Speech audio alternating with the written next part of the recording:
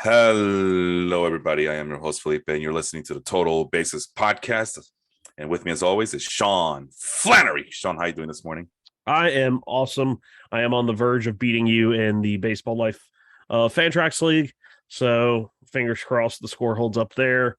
I had Jacob deGrom pitch for me in fantasy, and it's a beautiful thing. You know, he just goes out there and he gives up 2 hits, strikes out 10, and boom, 30 points appear on my team. And I'm like, thank you. And see you next week. And still no run support.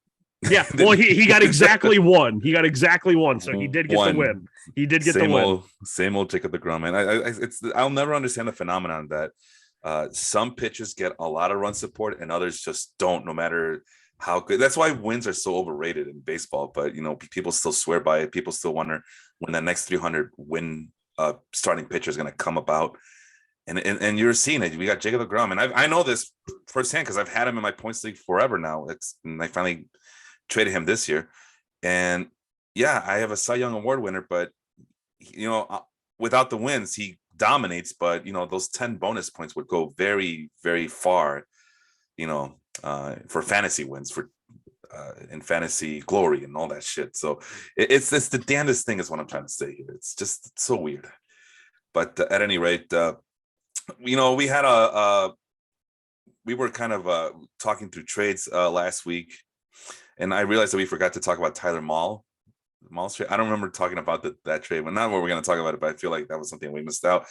But then there's been a lot of things that have been happening. The big one being that Fernando Tatis Jr. got suspended 80 games for PED use. It could be ringworm. It might not be ringworm. It might be legit. You know, I always suspected his dad of using as well. So, the dad definitely bulked up there for a couple years in his early 30s, and it was like, yeah. And you know, everybody was using. I get it. Still, it's just weird to see. And now we're supposed to be in a clean era. And it makes you wonder, like, how long has he been using? What is that the reason why the White Sox didn't like him? Because he didn't use, and then suddenly he started using in San Diego, and that's when he became the top 5 prospect that he has become, top 5 shortstop that he has been when he's healthy. And is the reason that the wrist injury, he's recovering so much faster, is because of it? I don't know, man. I don't know what the answers are. It's not the show for it. Just kind of thought it was funny. And there's been people just kind of wondering, oh, will this tarnish his legacy? Will his tarnish his reputation? How does Major League Baseball market a guy who has been using? Sean, I mean, those are the big questions. Do you have any input on all those, on any answers on that? I'm just going to say, I guess the curse of MLB The Show is real. What were the other ones? I think there was a Cody Bellinger one, or Puig. I know Puig was one for sure, but maybe he's the start of, you know, the MLB The Show curse. But yeah, like you said, this was a guy that was very easily the most marketable guy that baseball's had in a long time, I would say. And this really throws a giant wrench in those plans. And then on top of that, he comes back and he says, oh, I accidentally took it for ringworm, in which the steroid that he was busted for is not used to treat ringworm. There is a medicine that sounds and is spelled very, very similar that is used to treat ringworm, but not that. So honestly, I'd rather a player, when they're caught, they say, yeah, whatever, fucked up, that's on me. Yeah. Or just don't say anything. Just don't say anything. That's what Robinson Cano did. Don't say anything. Yeah. Just be like, okay, whatever. I'm going to serve my time. I'm going to go back out there and we'll play baseball. But don't think we're all freaking stupid and that we all don't have Google literally at our fingertips. Like that's the part that pisses me off. Yeah. Clearly PR control attempt there by him and it has to be his lawyers and his agent that, what do you call it? Greenlit. Yeah, that statement from him that try to put a what do you call it, a happy face, or not a happy face, but you know, an honest mistake. You know, it was you know, I should have done this, I should have done that. I mean, we hear these excuses all the time, and I want to give him the benefit of the doubt, but it's really hard. I mean, I like the kid, I like watching him play, but it's really hard to justify the actions that he has, and you can Really quick, I was just gonna say, and all you can do is just say, "Well, he's in his early 20s. What can you do? They're dumb. We're all dumb men when we're in our early 20s, right, Sean?" Yeah. Well, this is what I want to show here. Since we did mention as a life group crossover, which if you're not familiar, all of our life groups, we try and connect them every now and then, from baseball to pop culture to football. But this was a meme that I did not share like I did the other one, but I wanted Felipe to see it. It was Closteball. I took it for a ringworm. It was like that when I got here. And it was from the point of Mike Ehrmantraut. And of course, one of the top comments was, I believe, Mike Trout. And then they put Airman like in air quotes. But for all our Breaking Bad fans out there, it was Closteball. I took it for a ringworm. It was like that when I got here. Oh, I loved it. They were just going all over. And of course, Foolish Baseball started that with the picture of Mike Ehrmantraut saying, "Shut up and listen, kid. Here's what you got to do. Get your agent and type up a statement saying you had a serious case of ringworm. Then lay low and pray nobody knows how to Google similarly named drugs. Got it, kid." and speaking of Google, I mean, yeah, I was searching it yesterday. I just couldn't remember the name of the drug. So thank you for posting that, because I got the name of the drug right off your meme. But yeah, it is synthetic anabolic androgenic steroid.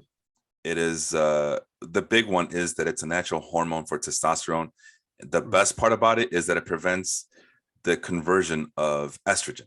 So, when you take testosterone, your estrogen levels have to kind of go up as well, just to kind of balance it out. Well, if you're taking all testosterone and no estrogens involved, it's win-win for you, isn't it? You don't have to deal with all the other side effects that come with. Yeah, I want to say they said it was like used or it was popularized by like East German like athletes for the Olympics and stuff like that. International. I saw that East Germans were the ones who invented it just for this very reason. Yeah. Reminds me of the David Hasselhoff team in dodgeball. and I wish I would have done a little bit more research. Maybe next week we can do more research about it, because we need to get to the bottom of this, right? Like, because the big thing is, Sean, you'll get people defending this and say, well, PEDs and steroids, they don't really improve your production. They don't really make you better at baseball. Okay, then if that's the case, why do they insist on trying to use it, even in an era where there's drug testing all the time? Yeah. So it obviously works. It obviously does something. Well, bigger muscles doesn't always equal better hitters. I mean, Fernando Tatis is one of the best hitters out there, despite the fact that he has like low contact rates and very high swinging tendencies, all the red flags that Sean likes to point out all the time. Yep. But who else has that? Byron Buxton, Julio Rodriguez. So bat speed always champs any inability to recognize pitches and strike zones. But a long time ago, Sean, you're not going to believe this, and we'll finish with this. I heard that even PEDs have shown, again, offhand remarks, so there's no scientific backing. I will have to do more research to see if this is true or not. But that PED use has shown the ability to even improve eyesight, which, as you know, nothing is more important to a baseball player than his eyesight. So it obviously it does something. It does something where players are willing to risk. And for Tatis, he's already got paid. So what does he care? Now he has to feel the pressure of performing and living up to that ginormous contract, which we're going to find out soon enough, aren't we, Sean? That maybe it's not as big as some of the contracts we're going to see. Like, for example, Juan Soto, he's going to get a bigger contract than Fernando Tatis eventually. So I just want to say, did you see where Andy Martino opened up his shit trap and said that because of this suspension, and that if the Mets had not extended Francisco Lindor before the 2021 season and he became a free agent after this, that the Mets could have saved $200 million in an extension. Francisco Lindor was given 341. The Mets were basically tasked with beating the Fernando Tatis contract. They beat it by $1 million. Lindor signed. Andy Martino's argument was Javier Baez signed a contract after 2021 and received $140 million. Javier Baez had a higher OPS in his contract year than Francisco Lindor. So Andy Martino's argument was that Francisco Lindor would have gotten equal to or less than Javier Baez if he had become a free agent after 2021. And he got properly slammed on Twitter, as he should have been, and then turned off all of his comments. And it's just like, are people so dense that really happens? You're like, oh, all these teams taking into account going into free agency is the OPS of their final year before they were a free agent. Like, no, it's age, it's defense, it's what you project them to do. Like, yeah, people slammed him saying, "Oh, Lindor only would have gotten 140 million if it wasn't for Tatis signing that big deal." It's like, no, Lindor is always going to get 200, 300 million plus dollars. And I think it sounds like they're confusing free agency contract deals to arbitration, which still they still use, from what I understand, they still use those old school numbers like home runs. That's why relief pitchers don't care about saved. I'm sorry, they don't care about holds or strikeout per nine, because the arbitrator doesn't care. How many saves did you get? What was it, 30? Okay, well, you get $2 million or some crap like that. So they don't, yeah. So it's still kind of what do you call it? It's still kind of antiquated, but that is the system that all parties agreed to. So it is what it is. So maybe that's where the ops comes from. Maybe I'm just trying to make sense of the statement that you're telling me right now. But it's a weird, it's baseball. Everything about baseball is weird, but we just, as fans, we just nod our heads politely and accept it. Just like we're accepting that the fact that Fernando Tatis Jr. will be out for 80 games. This guy cannot catch a break. And even when he tries to catch his own breaks, he's trying to create his own luck. He gets caught with his hand in the cookie jar. So, and it's like he was so close to returning too. Yeah, that's the thing. He was lighting things up for the Chihuahuas, El Paso Chihuahuas. The El Paso Chihuahuas, the Amarillo Sod Poodles, something like that. These minor league baseball teams, they're hilarious. I mean, they're really getting better. The more extreme they get, the more I love them. Other news to talk about, and again, I would love to just dive into PED use and stuff. I've been meaning to do so, but it's like you also see something that I saw this past week, Sean, is like, well, they should just make it legal already. They should just let players allow it. And maybe they shouldn't allow it like Wild Wild West style, but at the very least, it should be heavily regulated, because we've seen the benefits of it, right? We saw it firsthand throughout the years, the benefit of PED use, and it could be helpful, not just to get players to be better, but let's face it, it creates a better product as well. Oh yeah, and lastly, it helps players recover faster, and with longevity issues, players can play until they're 36, 37, 38. Hell, I mean, notwithstanding Nelson Cruz, but back in my day, Sean, it was very common for players to play until they're into the early 40s. And we know why they were able to do so, because of these magical drugs that are available.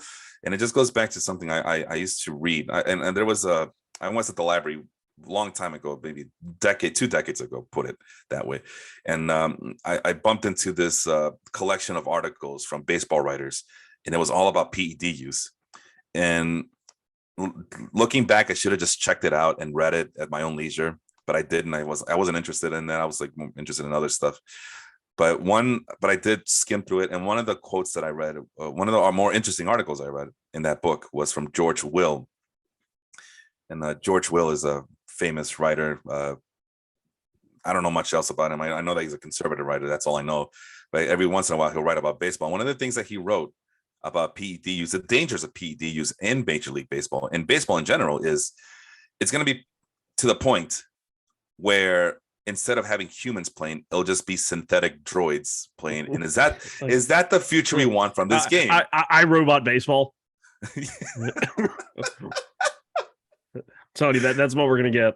But I get his point. It is a pretty fearful notion to say, like, what is natural, what is not natural. But at the end, do we just ask ourselves, is what these players doing on a day-to-day basis, these high demanding rigors that is professional sports, is that the unnatural thing that we're asking of these players, to do it in a non-steroidal PED way?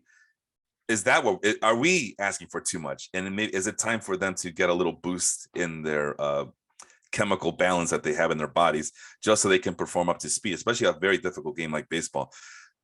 These are questions that eventually are going to have to be answered.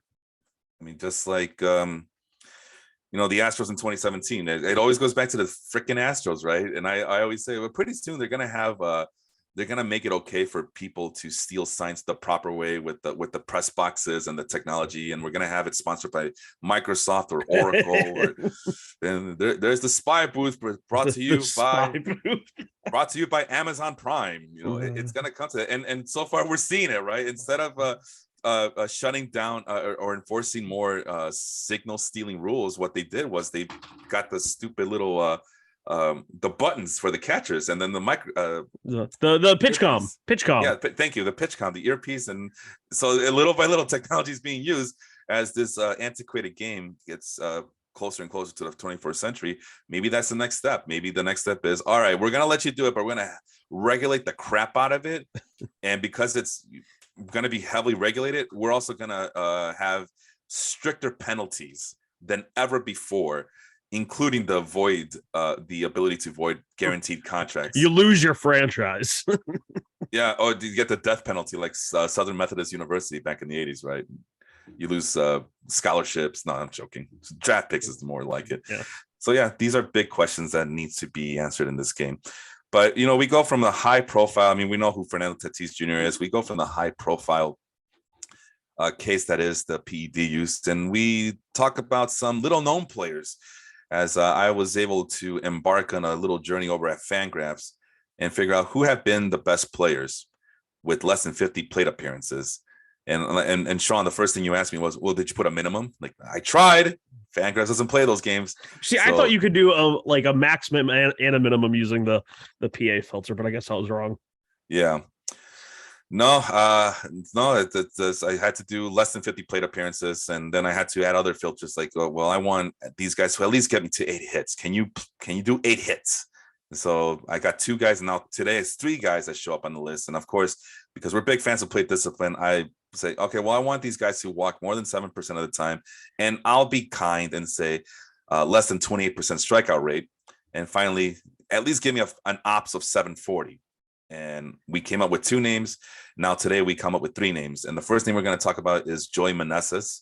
Go ahead and what do you know about this guy, 30-year-old that he is? I mean, I really had no clue who he was until right after the trade deadline when he was called up. And it was after the Tatis trade. He debuted against the Mets. And his first career hit was a home run. Can't remember who it was off of.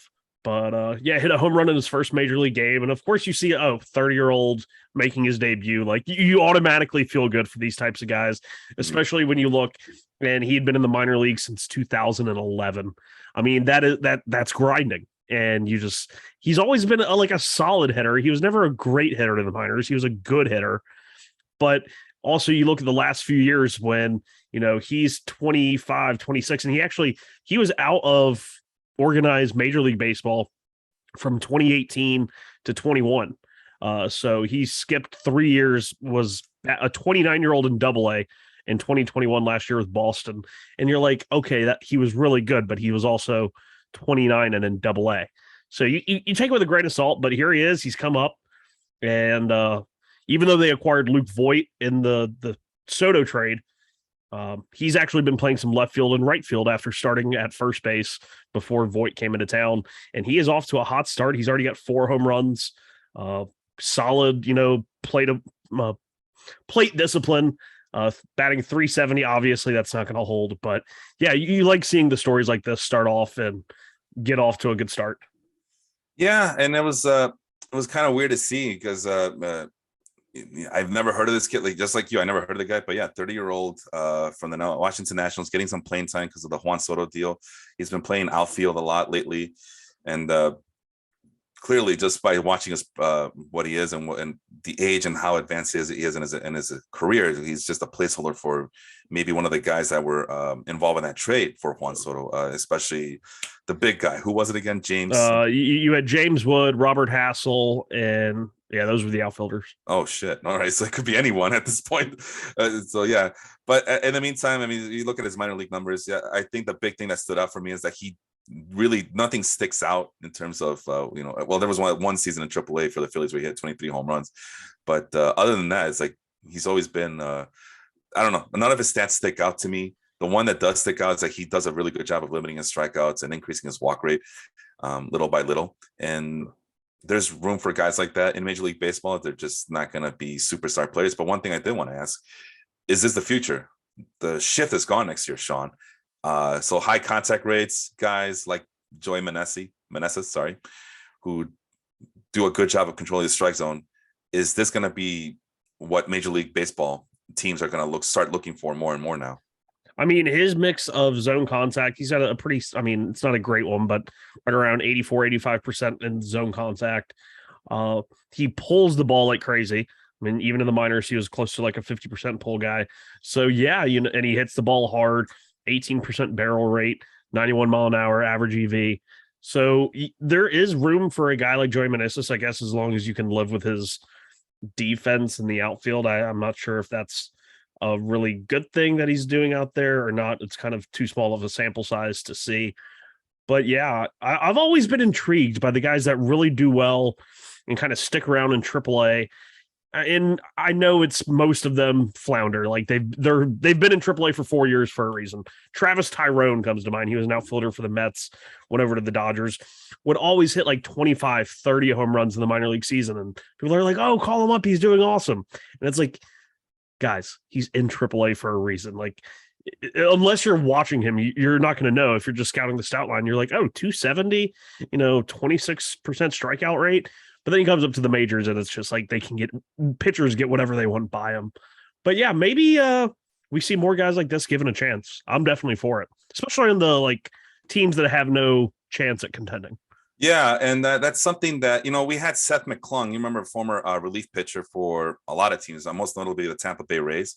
We had him on in this group be an active member. And when Major League Baseball decided that they were going to decrease the number of call-ups in September, remember that they did the big expansion to 40 teams. And I think it's now, 28, I think? Because I think they stopped, right? Yeah, it's 28. And I believe this year there's like kind of a limit because, they've had limited the amount of pitchers you can have on your active roster. So I think this year, even when it goes to 28, it can be 2 hitters and no pitchers or 1 pitcher and 1 hitter. Wow, that's fascinating. So with that being said, his biggest qualm about it, because, a lot of people were still good. I hate when they expand to 40. McClung comes in and says, hey, you know what, you guys might hate, but one of the biggest thrills we used to have as baseball players was when these guys would get called up. And now with less roster space, we're not going to see that anymore. We're not going to see these lifelong minor league players get their chance. Well, we talked about Joey Meneses. We got another guy to talk about, and it's what's his name? Wynton Bernard, who went viral this past week because he had a conversation with his mom about it. And it was a very touching. I was at work and I was like, wow. And the only thing that comes to my mind is, how can you not be romantic about baseball? Oh, yeah. I mean, Wynton Bernard, 31-year-old 6'2" outfielder for the Colorado Rockies, but he's been playing just like Meneses has been playing since the early 2010s in the minors. He's made a lot of stops, and again, nothing noticeable in terms of the power numbers, but the big thing about Bernard is he has a lot of speed. I mean, I see one single A, 45 stolen bases, double A for the Tigers, 43 stolen bases. Does a really good job. Once again, you're going to see a pattern here, Sean. This is another guy, not a very explosive bat, but he knows how to control the strike zone, plate discipline, and from what I gather, lots of contact. So, and it makes me wonder, like, what exactly was it that stopped these players like Wynton Bernard, like Joey Meneses, from getting that call up? It can't be something as simple as, well, they lack power, so we don't want them. I mean, is there something else that we're missing here about these players? I mean, with Bernard, you look at the profile, and up until this year, really, he never hit more than, I think, 10 home runs in a season. Even 5 organizations. So this is, 5 different organizations, Colorado finally being the 5th, giving him a chance at the big league level. But and I hate to say this because I want to see the guy succeed. I don't want to like poo-poo on him, but he's a bit of a ground ball merchant. And even though he does have speed, he's also 31. And like, I thought it was impressive when I looked at his numbers, and he had stolen 26 bases this year at 31 years old, only been caught 2 times. But the thing that really changed this year in the batted ball profile was, he did drop the ground ball percent and was hitting more line drives. And of course, he's in a very home run or just offensive friendly environment to where he can use that speed for home runs and extra bases. So he was kind of having a career year down there. I can't remember. They're the Albuquerque Isotopes. Yeah, like the Simpsons reference. Yeah. And he was having a career year, 588 slugging. For comparison, his slugging in the minors throughout 10 seasons was 419. So, but yeah, I think it's definitely one of those, he just hits the ball on the ground. But usually, like, that still can profile as long as you play solid defense, as a fourth or fifth outfielder. So it's interesting that these guys, San Diego, Detroit, San Francisco, Chicago, none of these guys wanted just a chance. Throw them out there for a few games. That's what Colorado's doing here at the end of the year. Just throw them out there and see what you have. Yeah. And former. Well, the other reason that there was no investment or no rush to rush him into the majors, if you're any of these teams, is that he's a 35th round pick. Yep. So the value isn't there. The investment isn't there. It's just a 35th round pick. So your top 5 round pick, who's also an outfielder, will get the call before your 35th round pick outfielder. Yeah, naturally. And that's just the lay of the land. Just the fact that he survived this long is a testament to his his work ethic. I mean, he mentioned it to his mom that the work ethic he got from her, that she's the reason why he's up there now. And it was a very touching tribute. But yeah, so far, yeah, you're right. 4th outfielder, debuted on Friday out of center field. He has to now battle Charlie Blackmon. Oh, wow. I think Blackman's been DHing, honestly. I think his days in the outfield are done. I'm just mentioning the names I see here on roster resource. Randall Grichuk, some guy named Elihuris Montero, 24-year-old. He was part of the Arenado trade. Yeah, he was but he's like a profile that I kind of like in Colorado because he hits a lot of fly balls. He makes a good amount of contact, and he's got plus power. So it's like, okay, just make contact and hit home runs. But the fact that he's having to play the outfield is kind of scary.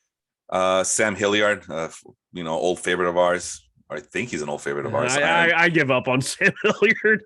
I wanted him to do so well. It was all 5 tools, but Connor Joe, he's fallen out of grace with that team. Also, another 30-year-old who got called up finally. I think he got called up for the first time last year, wasn't he? Rookie last year. He was with San Francisco, I think, for a little bit. Oh, never mind then. Okay. Yeah. And Gary Hampson can also play outfield, so there's some competition for Bernard, but Bernard does probably have the most intriguing, like you said, the most intriguing player profile, just because of the fact that he used to steal a lot of bases back in the minors. So even at 30, and he did steal a base in his first game. Of course he did. Yeah, his first major league hit was initially called out. It was a little bleeding dribbler in the infield. Colorado challenge. And the stadium went nuts when they showed it up on the big screen, and they showed that it was obviously he was safe. I mean, it went nuts. Umpire comes back, calls overturned. He's safe, and then he steals the next, steals the base on 2 pitches later. So that's awesome. It was really cool.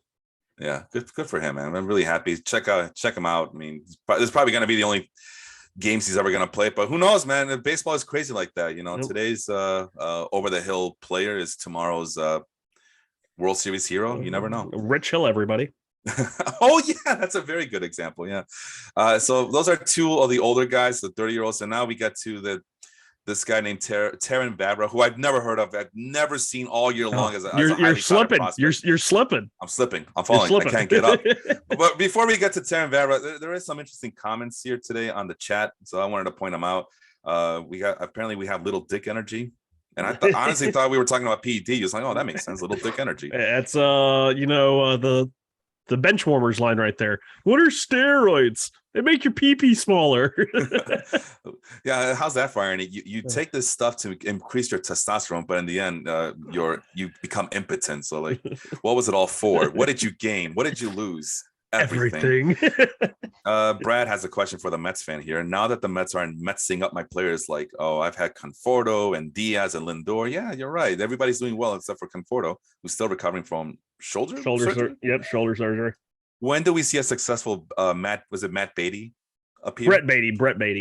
Who am I thinking about? Brett Beatty. So when do we see him up there, Sean? I mean, he was just called up to AAA like earlier this week on Wednesday, maybe Thursday. Has played a couple of games. Everyone's calling up for him because now Eduardo Escobar might be missing a little bit of time. Beatty is not on the 40-man roster. He has less than 100 games above A-ball. He was a 19-year-old high school prep pick, so he was old first class. He's not coming up this year. Granted, I could definitely see a world where both Brett Beatty and Francisco Alvarez are on the opening day roster with the incentives MLB has given to these teams to start guys from the beginning to win Rookie of the Year. But they're not going to call up these guys. Alvarez, I don't think, has 100 games caught behind the plate. Beatty doesn't even have 100 games over AA or above A-ball. It's not going to happen. They're not going to throw them into the fire in the middle of a pennant chase and expect them to perform in the playoffs. They're just going to develop, finish the year in AAA, and that's what they should do. That's the smart thing to do. Yeah. But you never know, man. But I agree with everything you said. But we've seen some teams get desperate. I don't think the Mets are going to be that desperate, but that's the thing. A lot of Mets fans are saying, "Oh, what about the Braves? The Braves called up Michael Harris. They called up Vaughn Grissom," and it's like that was more out of like a desperation. Like with the Braves, Acuna couldn't play the outfield. I mean, they were expecting him by that time to be 100%, and even now he's still not. Eddie Rosario was out there. We're getting nothing from Adam Duvall. Marcelo Zuna is Marcelo Zuna. Yeah, and so they called up Michael Harris. And then they're like, oh, well, they lost their second baseman, and they called up Vaughn Grissom. No, when they lost Albies, they called up Orlando Arcia. Damn right. And then Orlando Arcia got hurt, and then they had no other choice. Yep. I mean, it's more of a – they didn't plan out that move. That was a, shit, what are we going to do? Looking left or right, who's available? Boom, you. You are. You're next in line. Andrew, our favorite Mets fan of all time, has this to say: the biggest ramifications are going to be on amateur and high school, college level athletes if steroids were regulated, and that's where the mess is. If a professional wants to use steroids, that would be legal. That's fine, but there's still a ton of health risks involved with using PEDs. That's right. I mean, internal organs shut down when you don't use these things properly, or if you overuse them. We've seen heart attacks happen before. You'll be working out, you're on the next cycle of testosterone use or PED use, and next thing you know, you die on the treadmill, or you die on the freaking I don't know, self weight thing. I don't know. I haven't been to the gym in a long time. But you're a fat piece of shit. Shut up. So it's pretty interesting that everybody wants it, but people do forget that you do. There is risk involved, health, and then we've seen PED users get hurt by the dumbest of things, like, oh, I ran around third base and I pulled my hamstring really bad, where the bone almost came off its socket or some crap like that. These bigger muscles, more freakish injuries is what I'm trying to say here. Maurice, banning the shift is dumb. I think that we were talking about. Well, these high contact rate guys show the benefits. Would prove to be beneficial to have around on your team because of the shift being banned. And Maurice has that to say, that the shift banning is really dumb. And then finally, Maurice, again, it's fine to give these career minor leaguers a chance. They are able to secure a big something, I guess, big bag, big money. I don't know. He kind of big period, maybe, because he ended his sentence with a period. Anyway, Tam Vavra, like I said, I honestly didn't know about him. It was not mentioned when we were doing the research early in the season, and then I didn't keep up with he didn't show up on my radar when I was doing my minor league research. Other names showed up before this guy did. I know who Vaughn Grissom was. I didn't know who Teran Vavra was. So here he is, 25-year-old left-handed hitter. Right now, he's DHing mostly for the Baltimore Orioles, 6'1", has a very good hit tool. Power is lacking. There is some speed, and that's what I saw in his minor league numbers there, Sean, is that he does have potential to steal lots of bases. But the best thing about him, I mean, the guy has a very mature bat. Once again, that's a common theme for these guys. They are able to control the strike zones, the strikeouts, and make lots of contact. But when I mentioned him, you got very excited. What else can you tell me about this kid? You're on mute.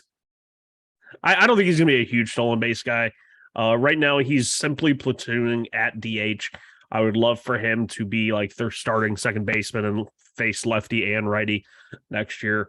All that's blocking him is Rougned Odor, and I think he can take over Rougned Odor. But I definitely see like a 10 home run, 15 stolen base, maybe not even 10 home runs. I know that sounds like, oh, this guy's not going to even hit 10 home runs. But when I look at his profile, it kind of reminds me so much of Luis Guillorme of the Mets, minus the Gold Glove caliber defense, because Favre just isn't that type of defensive player.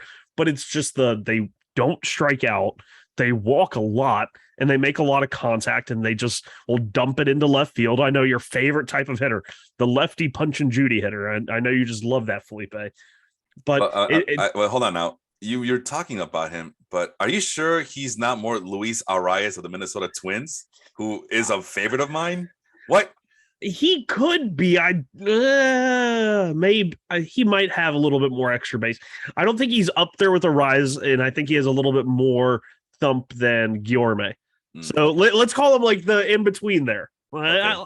I think I like that, but I always loved looking at his page going back to his first time in pro ball, and you see walk rates 13%, 13%, 12.5%, 16%, 19%, 13%. It's just consistency. And to have that at every level is really something. And it's kind of salivating because he was originally a Colorado Rockies prospect.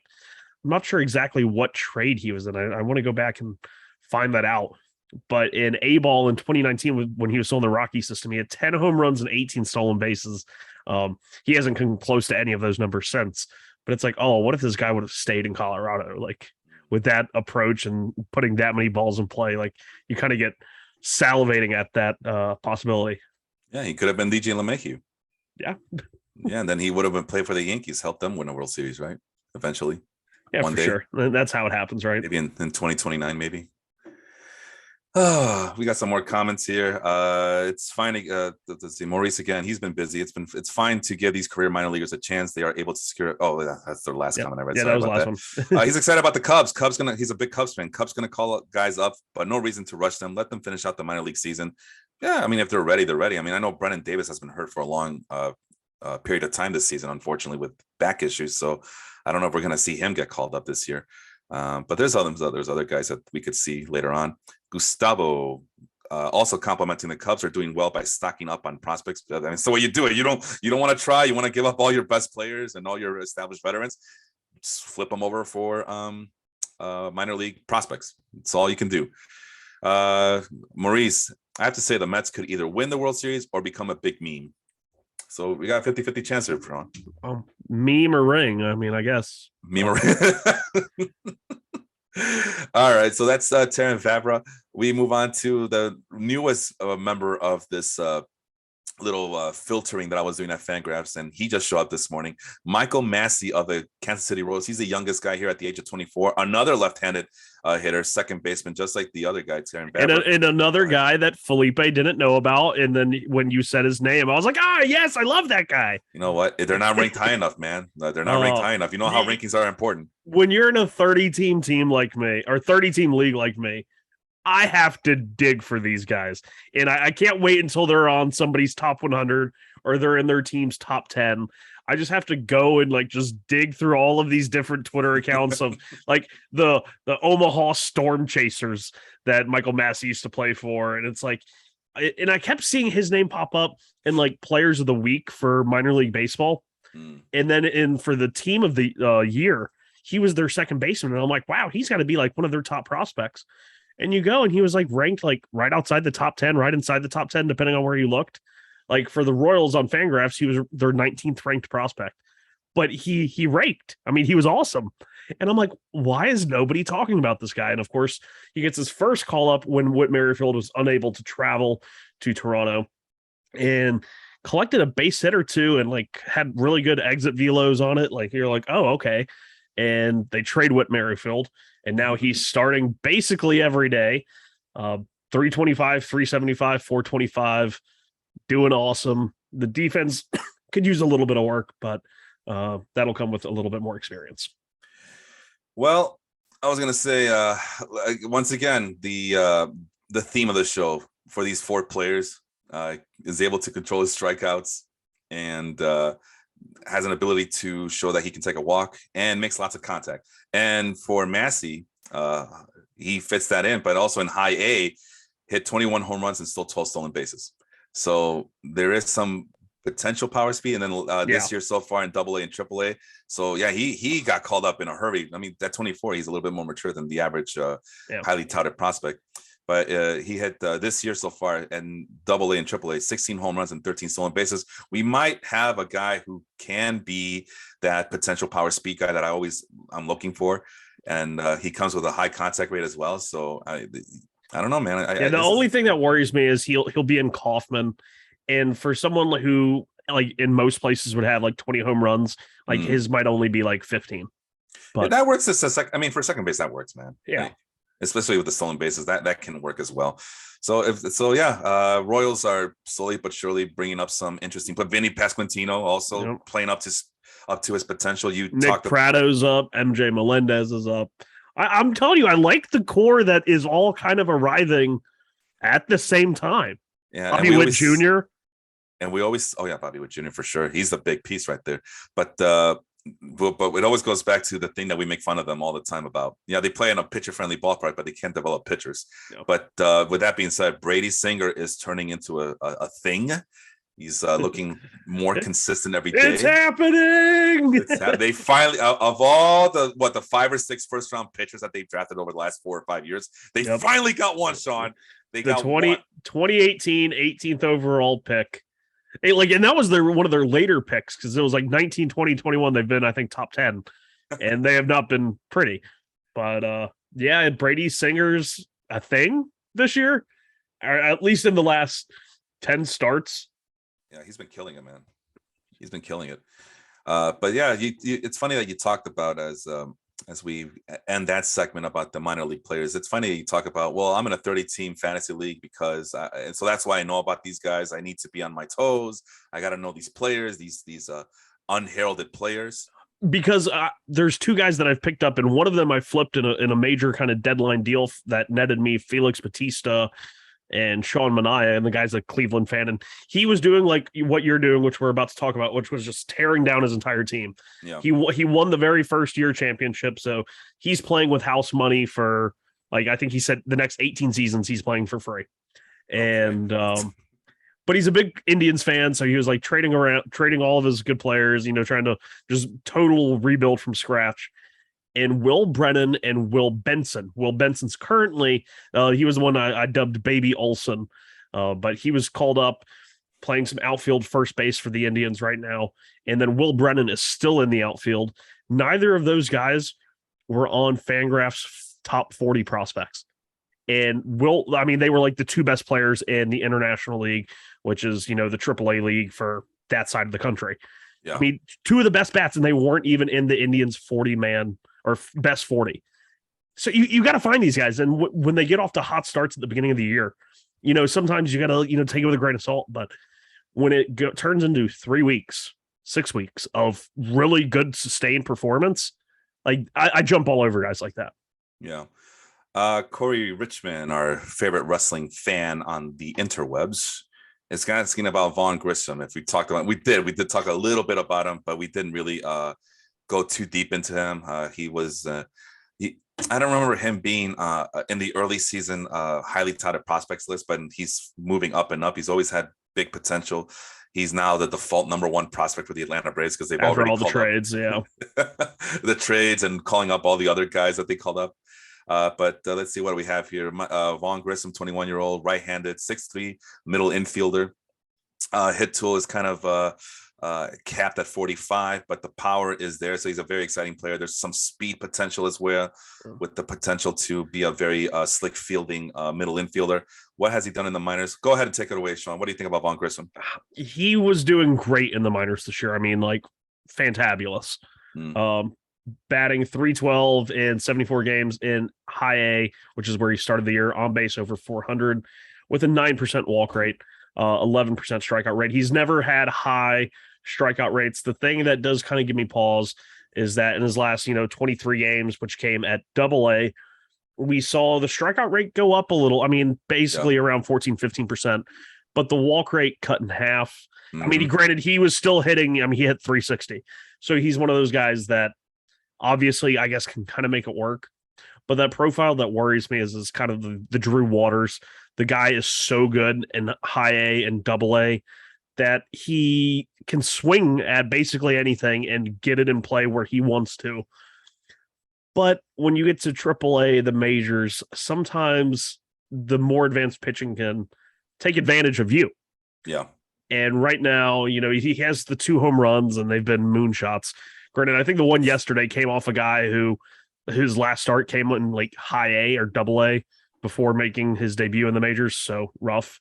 But yeah, Vaughn Grissom could be really good. I'm not trying to poo-poo on him too hard, but yeah, a lot of strikeouts, and I don't know. It's a risky proposition calling guys straight up from Double A. It always is. It always is. And a reminder, first and foremost, I found out the hard way he's not related to Marquise Grissom. That's the only reason I looked him up a while back ago. But he's only 21 years old, man. You got to give him some time. And maybe the Braves did mess up by calling him up too soon, but we'll see. I mean, I don't know if this is another case of Jared Kelenic here. And Corey's also asking, how much percentage of your fab would you use to get him? I think that's the free agent claim money in leagues where you can't just pick up a guy in free agency. Like you have to, say you get $1,000 at the beginning of the year, and you have that to make all of your claims throughout the year. So it's kind of like a bidding auction system. I think I have a bid out on him for like 170, 150, 175, and I think I have like 250 left. I'm also very cautious with my fab. I usually don't spend it all in the first 2-3 months like a lot of people.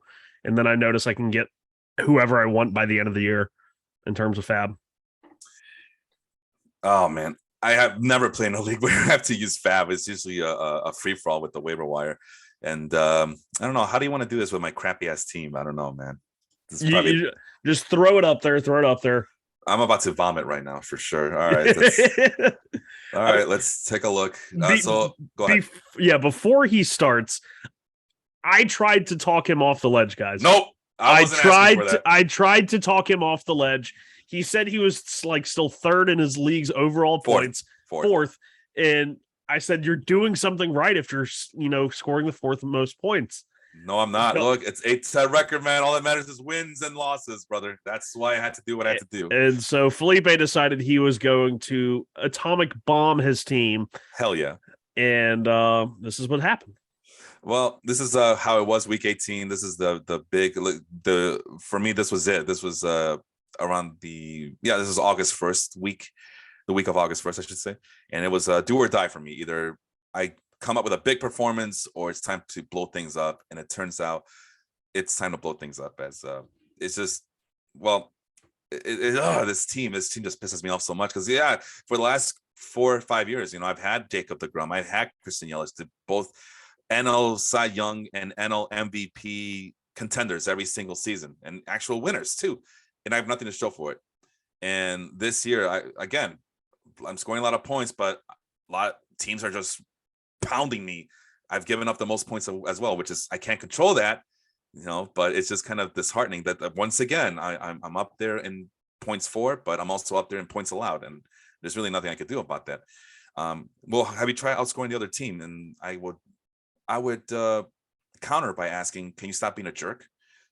It's not my fault. I can't. These are tried. Uncontrollable variables, right? So this is what the team looked like. There's Carson Kelly, Matt Olson. That's my hitting lineup: Jonathan India, Luis Arias, Bo Bichette, Jordan Alvarez, Chas McCormick, because Julio Rodriguez got hurt, Randy Arozarena, Christian Yelich, Nolan Jones was on the team still. Noel Martin's my minor leaguer. So the segue that I was going to try to do is like, you're on a 30-team league, but this is a simple 12-team. I get to keep 5 players. 2 minor league players are protected as well. So, potential. So here's Zach Davies. I'm trying to take advantage of the fact that he's going to be pitching 2 starts coming out of a shoulder injury, I believe it was. I was like, fuck it, let's go. This is do or die. Let's quantity over quality at this point, right? Nate Eovaldi, Braxton Garrett, Logan Gilbert, Shane McClanahan, Spencer Strider, Brandon Woodruff, Scott Barlow, David Bednar, Cutter Crawford, Sonny Gray, George Kirby, and Logan Allen from the Cleveland Guardians of the Galaxy. Those are my pitchers. So there you have it. I'll stop sharing my screen. And forget what you know about that team, because it is completely different now. It's completely different because I did something that I normally don't do, Sean. As I've said time and time again on this podcast, I hate making trades. I spend all my time in the winter just doing all this research to get ready for the draft, just so I don't have to make any trades. So I can concentrate on getting those waiver wire pickups that might come in handy later in the season. But yeah, trades and we don't get along. I hate dealing with people. People usually want to lowball me, and then when you try to counter, they're like, they ignore your trade offer for 5 days, and you're like, whatever. So you just cut bait, move on, and your team still stays. Well, your team. But this year, I went the aggressive approach. I go, all right, fire sale. Who wants these players? And Sean, yeah, you might have something to say about you're doing something right. You know, the whole speech that you were trying to give me. You're doing something right, Felipe. Don't panic just yet, because I've never had a trade frenzy where you had multiple owners inquiring about the same players. So you're right. I must be doing something right. But, it came at the expense that a lot of these guys wanted my players. So obviously good process, poor results. Yeah. But yeah, I was able to leverage all this competition for my players by saying, all right, well, you're offering me a second rounder. The other team's offering me a first rounder. What do you got for me? Ooh, that's too much for my blood. All right. You think I'm bluffing? Bye. Accept. And let's talk about these trades. And again, from August 6th through August 11th, I made 5 trades, which has to be, and that doesn't even include all the trade offers I made. We're talking about like record setting stuff here. I never do this. So getting outside my comfort zone, getting outside the box, thinking all that. It's good that you do it. I encourage everybody to do it to, just kill the monotony that is fantasy baseball. Not to, I also don't, you shouldn't be trading like a lunatic as well, making trades just to make trades. But in this instance, it was a necessary proposal I had to do. So with the intention, beginning of August 6th, my intention was Jordan Alvarez, Julio Rodriguez, and Shane McClanahan were going to be my 3 keepers. Those guys were untouchable. And guess what happened, Sean? Everybody was asking about those 3 guys. Of course. Alvarez. What would it take to trade Jordan Alvarez? Would you like my first round pick for it? No, I would not. How about this a pitcher who's been hurt all year? Would you like him? No. What am I going to do with a hurt pitcher? I can't keep him for next year. All right. So, and then I still have a choice. I still got to pick 2 out of the 3 players here, either Bo Bichette, Man Olsen, and Jonathan India for next season. So I got options, but I got to make some choices here. So the first trade I made, I trade Spencer Strider and Braxton Garrett, a 6th rounder, a 9th rounder, and a 12th rounder. I get Reed Detmers, Aaron Ashby, 2 first-round picks, and a 3rd-round pick. I'm good to go, man. Sold to the highest bidder. So I get the draft picks, and I get 2 25-year-old starting pitchers. I know you don't like that trade, but it had to be done, Sean. It had to be done for 2 reasons. Number one, I'm kind of iffy about Spencer Strider. Love his stuff. It's explosive, but he's only for me, there's something risky to take a guy who only has 2 pitches in his arsenal, and there's no other secondary or tertiary pitches to keep hitters honest. He has a changeup. Jacob deGrom doesn't throw his changeup anymore. Well, there's Jacob deGrom. So we really are assuming that Spencer Strider isn't Jacob deGrom. I think he's like the closest thing I've seen in a long time. Granted, the Mets still kind of wore him down, but the power fastball with the slider, it's really freaky to see. And the fact that they faced up against each other was even more freaky. Yeah, it was tough, but it established something here. Like, hey, I'm open for business. You guys want my players? I'm serious when I say this. I want to get rid of everybody, including a 23-year-old. I want to get rid of everybody. I want a complete facelift. I'm not winning with him, so what's the point? I got to get ready for next year. It's the whole grasshopper versus the ant fable, right? The grasshopper wanted the grasshopper wanted to party all the time. Well, the ant was getting ready for winter now in the summer. That's what I'm doing, Sean. I'm getting ready for winter. Winter's coming. Like your team next year could be really good because you have, I think I counted it up after you sent it to me, and it was 6 or 9, like in the first 4 rounds. Yeah, there was the results here. The results are 1. Okay, so 2, 4, 7. Yeah, 9 in the first 4 rounds. Yeah, like that could be huge. That could absolutely be huge. And that's why I did what I did. Yeah. But it could also just be nothing. No, man, I'm going to turn that nothing into something. You'll see. But yeah, those are the guys that I've been. So that's the thing. I'm going to trade my established players, but I want some young players in return. And I want those damn draft picks because that's what it's all about. The draft picks. What's the point of the young players in your format if you're not going to keep them? Oh, you never know, man. today's unproven young players is tomorrow's. I want that guy on my team right for next year. He might be something special. But I don't know. It's just nice insurance. It's good insurance to have. And then I still need to fill out my roster every week, right? Yeah. I'd rather fill it out with young players and see how they develop in the next, what do we have here? 2 months, roughly 2 months, less than 2 months to go. I'd rather do that than go in the waiver wire and say, all right, well, now I got to pick up the next group of scrubs to I got to build a lineup. I got to create a lineup. I got to do 9 hitters, 7 pitchers. I feel I can compete with this team still. I want to play the role of spoiler. I want your draft picks. I want your young players, and I want to mess up your playoff chances too while I'm at it. So I want it all, Sean. I want it all. Lynn on the chat is asking who's going to win the AL Central. Guardians, I think, at this point. Right? I have no clue, honestly. Whichever team sucks the least. Well, if the White Sox keep playing the Tigers, maybe they'll win. They looked pretty good the other night. I wasn't paying attention to last night's game. I was at the movies last night, so I don't know who won that game. But I'm gonna go into the projected standings over at Fangraphs and see what they say there. How do I do that again? Well, anyway, while I do that, there it is, playoff odds. Okay, I think I found it. Here we go. Over at Fangraphs, the AL Central, they have the Guardians making the playoffs at 58%, followed by the Twins at 47%, and then the White Sox at 42.9%. Those seem accurate to you there, Sean? Yeah, just about. And granted, I think the division might be closer than that. It is. Well, because like the Guardians right now are, almost 43% to win the division. Twins are at 31. I think that's more like 35 or 33, 37. Than 42, 31. So yeah, there's that's what it looks like. Even look at the projected wins. 84 wins is going to get you the division, Sean. How big of a joke is this? That's rough. Hey, but maybe the White Sox can bounce back. Look, a 484 strength of schedule for the rest of the season. The Mets have like a silly yeah. Well, okay, so like right now it's 492, but it's after the month of August. Once we get through the Braves and we have one more series with the Dodgers, like September, we face Oakland twice, Washington twice, Atlanta once, Chicago twice, Pittsburgh twice. I mean, it's like literally all the booty chick teams all in the 1 month. Yeah, and I know that was a big fiasco, big controversy that was happening. Was though, how come the Major League Baseball purposely put all the cupcakes against the Atlanta Braves? Like, what is this, college football? Get out of here. They're not facing Division III teams. Come on. I mean, Oakland is Oakland even in? Like, I feel like they wouldn't even be FBS. They'd be like FCS. Like they're not even FBS Division III. Like they're FCS. Oh no, I would say it's BS. It's bullshit what they're doing over there. That's what it is. But hey, Shane Langoliers might be getting called up soon. We'll see. I heard that I saw the report that they expect him to be called up. Yeah. So there you have it. Looks like Guardians, Twins, and White Sox, and then the Royals and Tigers are way out of contention, even though we just spoke highly of the Kansas City Royals not too long ago.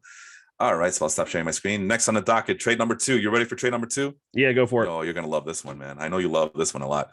Felipe trades Brandon Woodruff and a 10th round pick, and I get Walker Buehler, Grayson Rodriguez, and a 3rd round pick.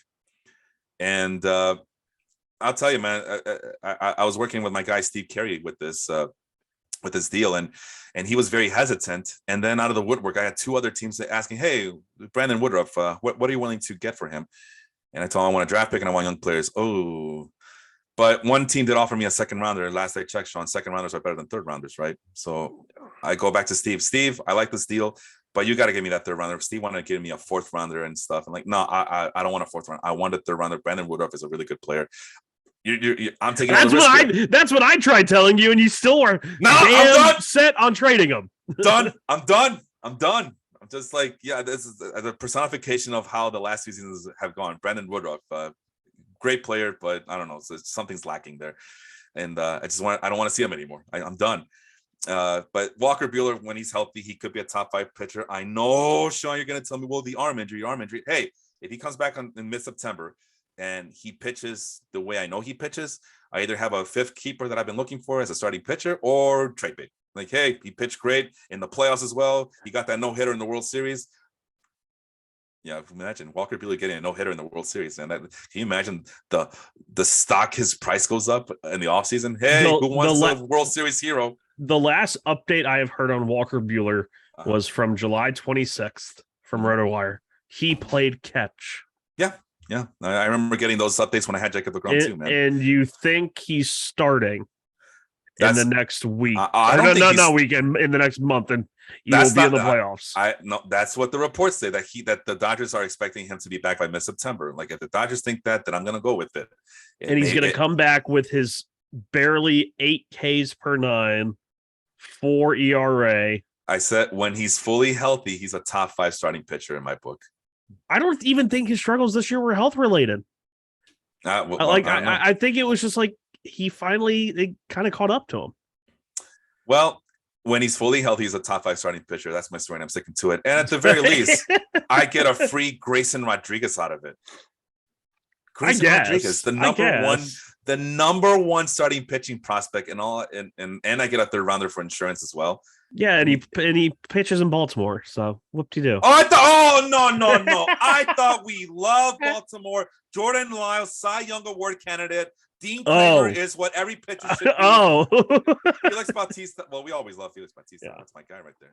Did you see what they did with his last? It was like last week, but he entered because he's finally been named the closer. Like, that's who they're going to after the Jorge Lopez trade. But they did the Omar whistle from The Wire. Oh, nice. Yeah, like as he exited the bullpen, it all quieted down, and they started doing the whistle, and and he gets about halfway, and then it like broke out into some like rock music. But it was like really freaking cool. I was like, that is cool. We need more of that. Yeah, we need more of that, and also we need people to start believing in Spencer Watkins, Kyle Bradish, former prospect show player for our podcast. We mentioned him before on this podcast. Yes, he was a guy we mentioned for sure before he became a thing. Now he's one of the most important starting pitchers on Baltimore Orioles. Darling of a team that everybody loves. Suddenly this team cannot do anything wrong. The last 3 years of mismanagement and just trying to make this team as bad as it can be, it's all of a sudden good and ready to make a playoff run. God bless them. But no, Grayson Rodriguez, I guess he's a good starting pitcher prospect. I guess. Don't give me that, Sean. You were singing his praises a couple months ago. I like Grayson Rodriguez. Right. I think he's really good, but it's Baltimore. Like, no, it's Baltimore. They have that great wall of Baltimore that has evened things out, man. It turned Jordan Lyles into a Cy Young Award winner. There, people can't stop talking about how awesome the Orioles are. But let's give them credit then. Jordan Lyles and his 1.44 whip, boys. Everybody loves him. He's winning the Cy Young. Orioles can't do wrong. Or that's what I was told this summer. Orioles are going to be. They're so awesome, Felipe. You're just a hater. Yeah. You are a hater. Kyle Bradish in a 6.42 ERA. Dean Kramer is now what every young pitcher should strive for. Austin Voth is 30 years old. Oh, this rebuild is working with Austin Voth at 30 years old. No, I remember when Austin Voth was kind of like a prospect. Kind of like he had like the really like it was in 2015 2016 like Baseball Savant was just becoming a thing, and he was like 99th percentile in spin rate on his curve, and everyone's like, oh, he's gonna be awesome, and I kind of fell into. I was like, oh yeah, Austin Voth could be a thing. Yeah. And no, Austin Voth is definitely not a thing. Let's see, 2017 report, low graded fastball, decent slider, low graded curveball. The changeup was a work in progress. Command that was pretty darn good. Maybe that's what the appeal was, but future value of 40. Again, 2017, he was the 15th ranked prospect at one point for the Baltimore Orioles. So yeah, Austin Voth was a Nationals guy. Sorry, 15th ranked, whatever team he was on. So it was Voth and somebody else, and I can't remember who it was. That was kind of a pitching prospect at that time. Ronaldo Lopez. No, I'm joking. Although the years match up. Yeah, it wasn't Lopez or Giolito, but it was Voth and somebody else, and I can't remember who. Oh well, continue. Your teardown. Continue the teardown. The major facelift that's happening here. All right, so I got now I got these early round picks. I got some promising players back. Walker Buehler might be a thing, and when he does, I'm gonna sell as high as I can get because he's gonna pitch a no hitter in the World Series. You'll see, Sean. You'll see. Okay. But the next trade number 3, I trade Nate Eovaldi Christian Yelich, Matt Olson, plus a first-round pick. Go, Felipe, what the fuck are you doing trading away a first-round pick? Well, I get Manny Machado and Christian Javier back in a 6th-rounder just to balance out the draft picks. I've been trying to give Manny Machado for almost a year now. I finally got him. Manny Machado's a superstar. He's the reason we saw it. He's the reason the Padres are even in somewhat of contention this year because there's no Tatis. He's too busy. We talked about it at the beginning of the show. We know what he's busy doing. yeah, getting rehabbing from wrist injury, right? Wrist surgery, sorry. So now this gives me Jordan Alvarez, Julio Rodriguez, Shane McClanahan, and Manny Machado as my 4 keepers, and I still get to pick one from either Bo Bichette or Jonathan India. Huh? See, those early round picks, I was able to leverage that and get myself a really good keeper third baseman for next season. I guess. Tapping my head. No, man.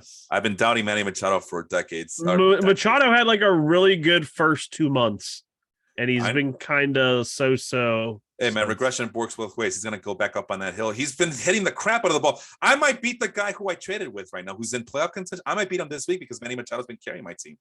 He's been doing awesome this week. So that's why you get a Manny Machado for the explosive bat. I mean, he's also a very old 30. Yeah. Well, I would have struggled to give up a first there. I would have maybe done like a second or a third and get like a 10th back. But I would have been very hesitant to give up that at first. Nah, I have high hopes for Manny Machado. I mean, people don't have a problem with Bryce Harper being in his early 30s and stuff. So I figured they're about the same. They're among the league leaders in production, according to some of these metrics. Statcast numbers, also, what I saw was that they're both up there as well. It's a lot to like. So, I mean, I figure Bryce Harper and Manny Machado are pretty much like cut from the same cloth. Obviously, Harper has better plate discipline, but Harper gets easily more neutralized by left-handed pitchers. We've seen it, man. No, don't give me that. We've seen that before where they just pitch outside the strike zone and you get all the mouth breathers out there saying, why is Bryce Harper so overrated? He only has like 860 RBI. Nobody, because people are afraid to pitch to him. That's why. He's doing something right. I will say this with Manny Machado. In the StatCast era, this is the lowest expected WOBA he's ever posted at 339. His actual WOBA is 381, which is higher than last year's, but lower than 2020's.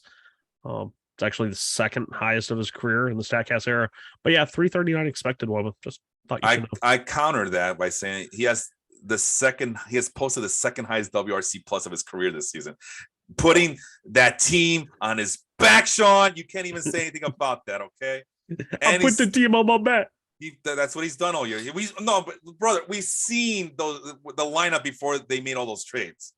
By the way, the Padres doing all those trades was an inspiration to me. By the way, I just want to know. Okay. They inspired you to go out and get them. Well, that too, but no. But the other thing was that we seen what that lineup looked like before they made all these trades. It was garbage. What happened to all of the? They haven't even traded all their best prospects yet. Well, to me, it wasn't necessarily like garbage. It was just the guys that had been good or not doing good. Like Jake Cronenworth, especially. I was like, damn, like I really liked Cronenworth. Yeah, I mean, so do I. And Trent Grisham forgot how to hit a baseball. And he hit a home run the other night, man. Yeah, so I saw that. Yeah. Yeah, so it's but no, all those guys are struggling. But Manny Machado put that team on his back and put the Padres in relevance and in the driver's seat to get Juan Soto. So yeah. I was saying, don't say driver's seat to win the wild card because they barely hanging in there.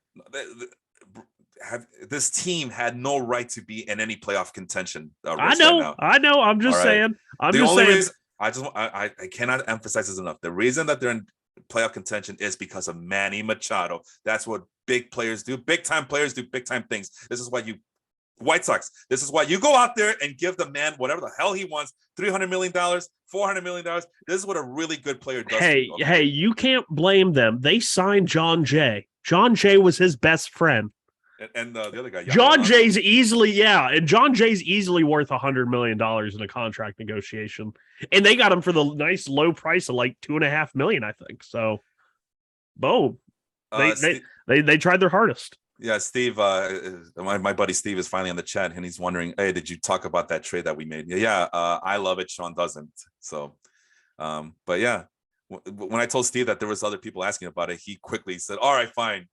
I'll accept the trade. Well, I obviously had to explain to him what was going on, but yeah, he didn't hesitate to accept that trade when I told him that 2 other teams were involved in trade talks. So people suddenly like Brandon Woodruff. Well, that was like the deal I made with the guy tearing down his team. Was I really wanted Felix Bautista. He has starting pitcher eligibility and he's closing games. I was like, yes, that is awesome. I also have Edwin Diaz. David Bednar had just gone on the IL. So I don't think he had actually been named on the IL yet. So I was like, I need to get this trade done before it goes out, or else he's just going to bend me over the barrel.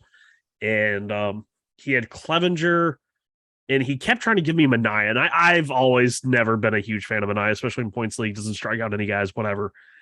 And I said Clevenger, and I knew this guy was working the phones. Mm-hmm. And then finally he stopped responding, and I was like, I can't afford to let Felix Bautista and whoever else end up on like another contenders team. Like the guys that I'm, chasing or that I'm going to be competing with, they cannot get better because I didn't make this deal. And so I said, screw it, whatever. I accepted the deal he had sent with Manaea, and then flipped Manaea along with Matt Allen to get Yu Darvish, who I traded for at the deadline last year, and then traded him in the offseason to get Christian Yelich. So hopefully this time trading for Yu Darvish works out better. Maurice on the chat says these trades are better than the ones on MLB The Show.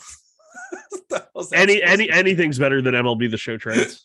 Like, how bad are we talking about here? Oh, they're bad. Like, you can trade Juan Soto for like 2 nickels and a dusty peanut. What are the Minuteman over here? 2 nickels, double nickels on a dime. For those who don't know, the Minutemen, band from the 80s. Have you ever listened to the Jackass? Have you ever watched Jackass? The theme that they use is one of their songs. The one with the. Oh yeah. Yeah, the name of the song is Corona. It's a really good song. Go listen to it. Corona. Not that one. No, that's a different 80s song. Steven is talking shit and he's feeling himself right now. Stop trying to sell yourself on that trade. I love that trade. I get Grayson Rodriguez, the number 1 prospect. I mean, he was trying to get Julio Rodriguez from me for Grayson Rodriguez. I'm like, nah, I don't think so. No, fam. No, fam. But I ended up getting Grayson Rodriguez anyways. Who has the last laugh now, huh? I get a free player out of it for next year. Thank you, Steven. Good luck the rest of your way. And Steve, your team is literally always performs in reverse to normal logic. Like, it's like when he's got you there. No, he got me there because when I try to lose, my team's competing, and when I try to win, my team's losing. I don't get this league. I hate points leagues. I don't know why I bother. Next trade up, my buddy Matt Bushnell and I, after failed attempts to make several trade offers, we finally settled on. Listen, I need space for Grayson Rodriguez. You mentioned you like Logan Taylor Allen from the Cleveland Guardians of the Galaxy. How about just give me Luis Garcia for Logan Allen, and we'll call it a day? And he agreed. All right, fine. You got yourself a deal, Luis Garcia. You know how I feel about the Astros. I already got Christian Javier. Wait, that wasn't Luis Garcia you got, was it? Luis Garcia, the Houston Astros pitcher. I thought you got Luis Garcia, the Nationals second baseman. No, what? Are you sure? I could swear when I looked at that picture, it said Luis Garcia, the Nationals second baseman. No, Sean, Luis Garcia from the Houston Astros. Oh, right? Okay. He's going to pitch against Chris Archer next week or August 25th. Oh, oops, I'm in the wrong date. But Luis Garcia, I've been trying to trade for Luis Garcia again for the entirety of the year with Matt Bushnell, and he was very stern, like, no, I'm not trading him away. But he said he liked Logan Allen. I like Luis Garcia, so we swapped pitchers. Now he has a minor league pitcher for next year, and Luis Garcia, I just wanted him on my team, and I needed space for Grayson Rodriguez on the minor league slot. So I now have Christian Javier and Luis Garcia, and I can't wait to just sit back and enjoy them pitch, and not play for anything on my team this year. But I'm just gonna enjoy them. I'm gonna enjoy them while I have them. And maybe some of the Houston Astros fans in the league might want them. Now, I got nothing wrong to say about that trade, do you? Huh? It's whatever trade. Yeah, damn right it is. It's a whatever trade. I seriously thought it was Luis Garcia, the Nationals second baseman. I don't know. When I looked at it, I could swear I saw a little Nationals thing, Washington, WSH, like next to it. Oh my God! I just missed Leon telling me that Felipe is basically the Sean Marks of his fantasy league. I you know what? That's a good comparison. I am Sean Marks. I am a mark for myself. All right. So like I said, this opens up the Grayson Rodriguez in my minor league slot. And then finally, the big trade with Austin. I wish you were here to kind of give us his thoughts, but he couldn't make it. And that was in the same league, right? It's in the same league. He's in that one. Okay. Yeah. It's confusing because I'm in 2 leagues with him, but this is that's where I was confused. I was like, No, same league. Okay. So Felipe trades Luis Arias, Reed Detmers, Carson Kelly, Logan Gilbert, a 6th rounder and an 11th rounder. Felipe gets Dalton Varsho, Ke'Bryan Hayes, Nolan Gorman, Jesus Luzardo, 2nd and 4th round picks. And I haven't made any trades since then, but I was happy about that trade. I just wanted to go away. Go away. Give me those early round draft picks. Okay, so who was the first who you gave up? Oh, you want me to repeat the trade? Yeah, just who you gave up. That's Luis Arias. Okay. Reed Detmers. Okay. Carson Kelly, the catcher. Yeah. And Logan Gilbert. Okay. And the 6th and 11th round picks. Yeah. And then you got back the Gorman, Hayes, Luzardo. And you see, Dalton, like Dalton these are the trades that don't like make sense to me because like in reality you're probably not keeping any of these guys. So like, why just one of those early round draft picks, man. And yeah, like I get the draft picks, but it's like I don't get how the trades like that work. And I mean, they work. These are the type of trades that happen in our league, and as opposed to the Baseball Life League where you have so many players that nobody wants to make any trades because, well, why should I make a trade when we have a big roster size?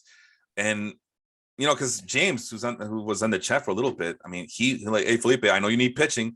Yeah, but if I acquire a pitcher from you, I'm gonna have to give up one of my really, really good hitters, and there's 9 keepers for next season.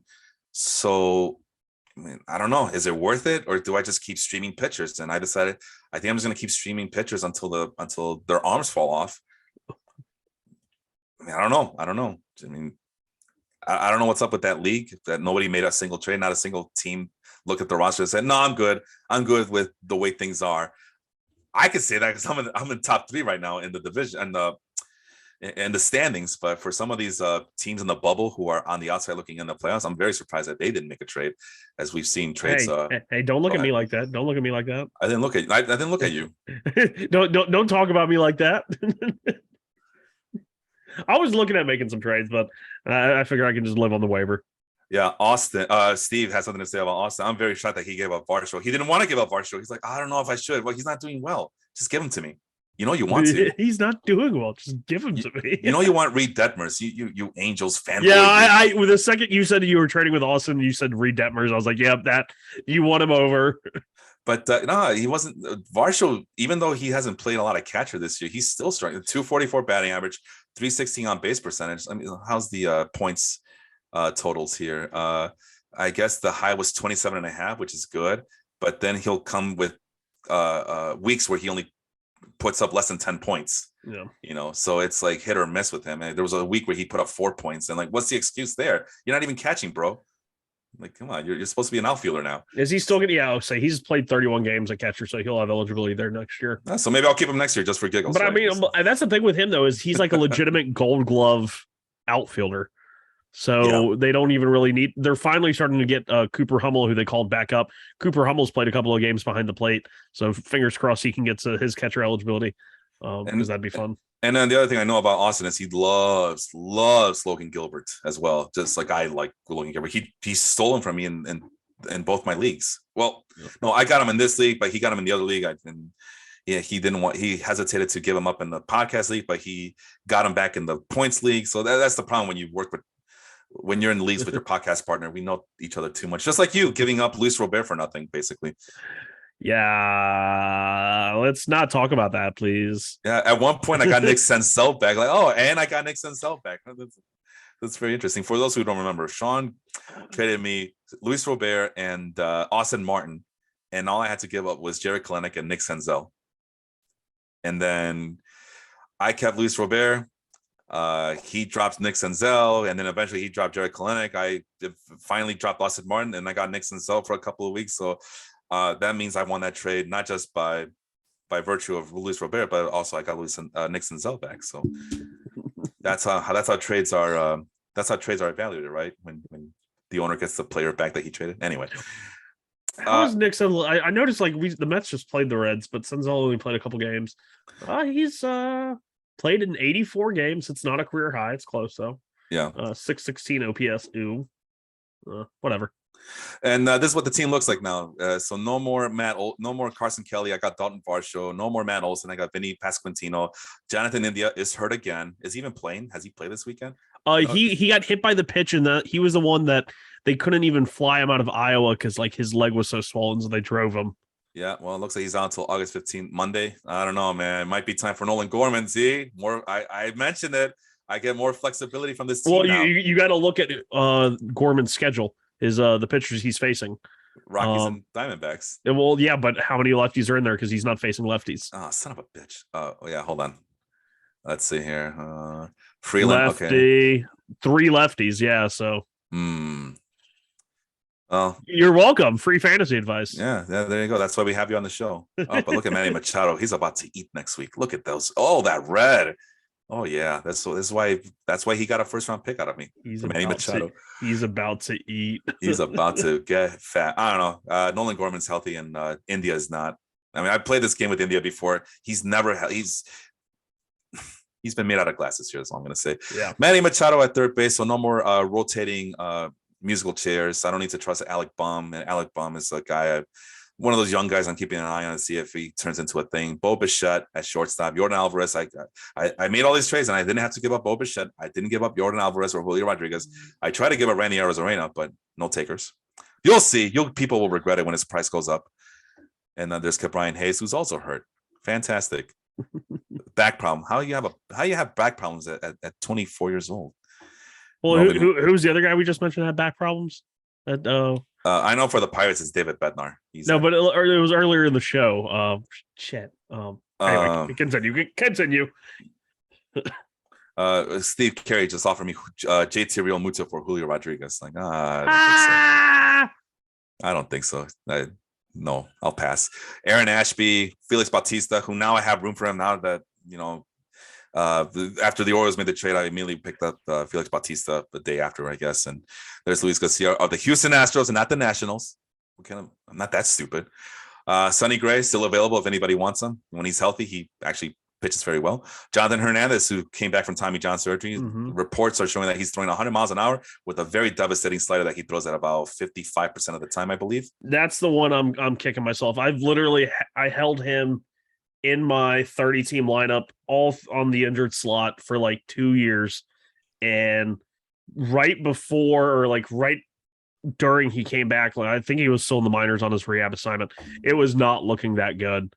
And I needed the IL slot and I dropped him. And after holding on to him for a long time and then that happens. I know how you feel. He's averaging 98 on the sinker. Yes. So far, he's using his slider about 37% of the time, 56% whiff rate. Yes. 70% ground ball rate.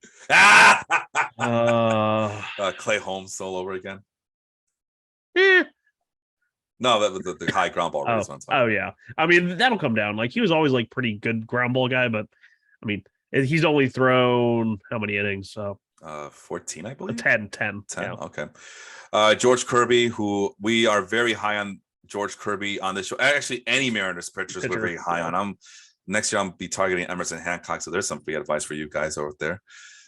Shane McClanahan might be my default starting pitcher. He's available for the right price. Blow my socks away, you guys. If you thought that the price I was asking for some of the other players I traded away was high, wait until I hammer you guys with the demands that I want for a Shane McClanahan. So there's Carter Crawford on my bench, Christian Javier, who's facing the Atlanta Braves. I don't like, Spencer Strider, so he's on my bench for that. Jesus Luzardo, can't stay healthy, but maybe he'll finally stay healthy this time around. He's been nasty this year, and he just had like one of his first starts back from the IL, and he was dirty, like in his most recent start. I mean, like he still got, I think he gave up 3 runs in the last start, but he was throwing some nasty changeups. Yeah, 5 innings, 7 innings, 5 innings. So he's been doing very well since he's.